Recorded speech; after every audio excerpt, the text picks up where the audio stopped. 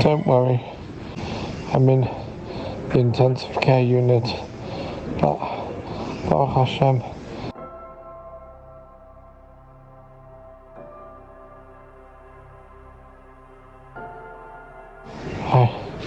I've got coronavirus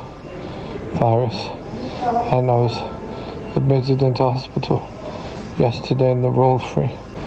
So, please God, I'll get better soon. See you, don't worry.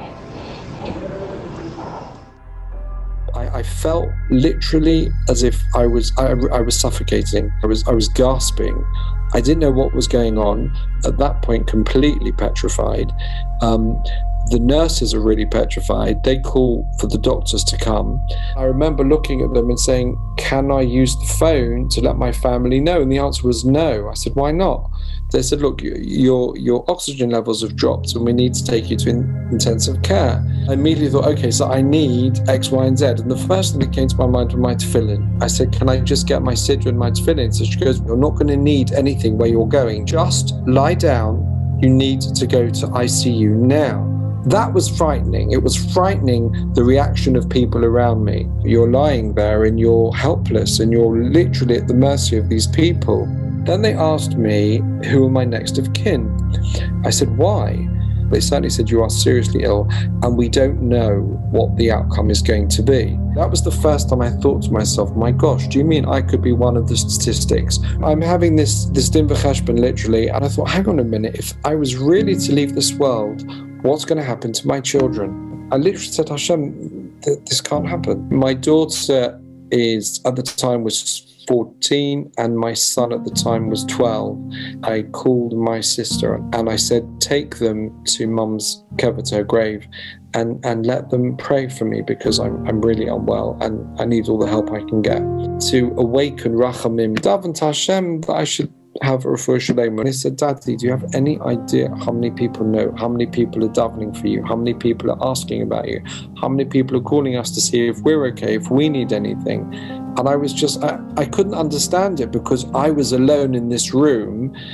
No matter what they were saying to me, I was from then, I went into automatic pilot and I started planning my son's bar mitzvah. And I remember thinking, and I had this conversation with Hashem, I said, I'm going to pull through, and in mitzvah Hashem, I'm going to make a bar mitzvah. And at the bar mitzvah, I'm going to call X, Y, and Z. And at the bar mitzvah, we're going to speak about the gadlus of the Bria, and we're going to talk about Hodah to Hashem, because you're going to make me better. And I'm going to publicly say over the story and publicly say how I was lying here, but Baruch Hashem, I'm now standing at my son's bar mitzvah. And I started literally planning the bar mitzvah to the extent that I was thinking about menus, and I was thinking about his drosha, and I was thinking about what I would say, and I was thinking about everything to do. I just threw my head into the bar mitzvah. I was thinking about songs, about the entrance. I think I realized that from a hishtadlus perspective, a medical perspective, whatever could be done was being done. And the only thing that was going to get me through this was tefillah.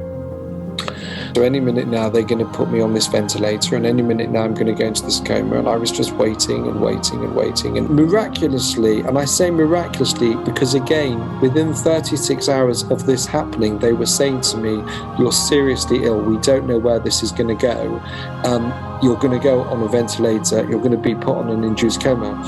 They start preparing me and saying, look, we're going to take you up to the ward. I'm put in what was called respiratory isolation. I was petrified. I was petrified to take the machine off my face once I realized what was going on. Conscious awareness of the fact that you were struggling to breathe without it.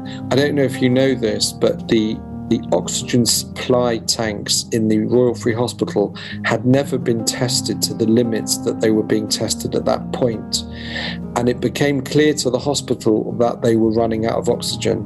Now that's quite a frightening position to be in. It was at a crossroads where it literally was going to go one way or the other, and Baruch Hashem, it went the other.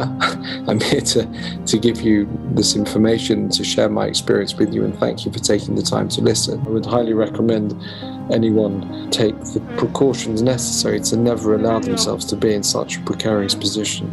And I realize that there's challenges, and I realize it's difficult for many people, and people want to use Yom Tov, or they want to use any outlet possible to enjoy themselves, and that's fine.